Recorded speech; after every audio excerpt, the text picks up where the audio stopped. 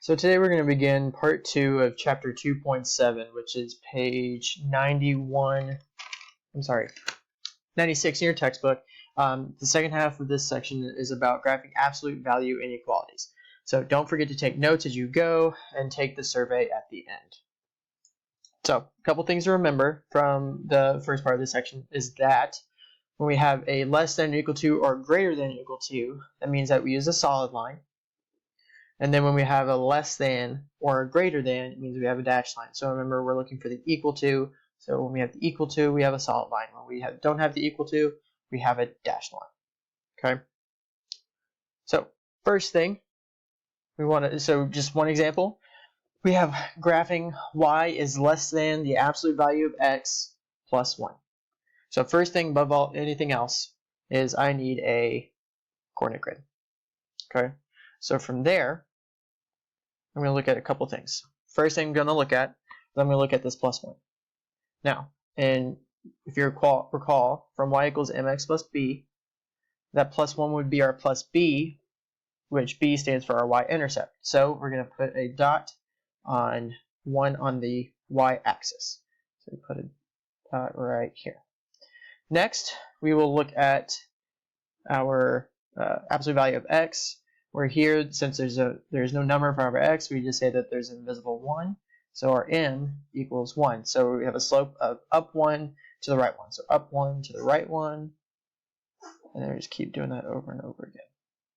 Now, what's important to remember about absolute values is that when we have to remember that we don't necessarily know which direction the number line goes. So it could be positive or it could be negative. So it could very well be a positive 1 or it could be a minus 1. So we'll do the same thing. So instead this time we'll go up 1 and to the left 1. So up 1 to the left 1.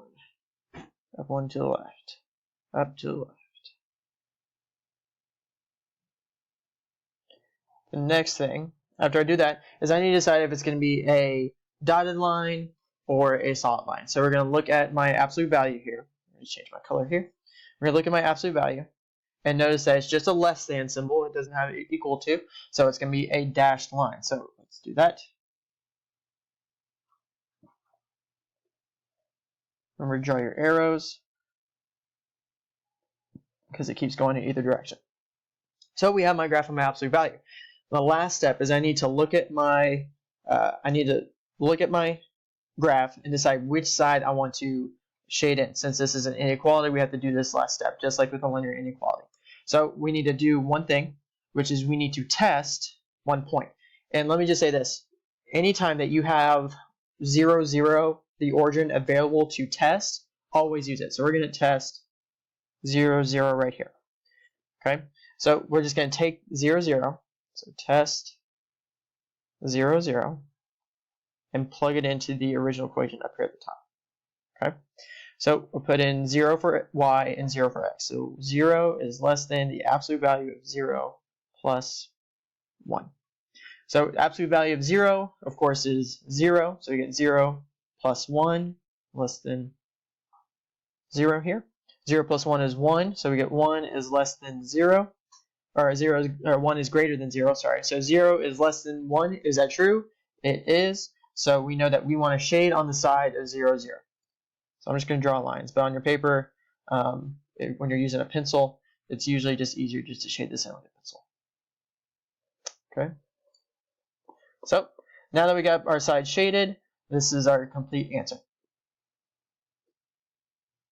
Take it some time to put down this example. So here are your survey questions. Please come in to class with any questions that you may have.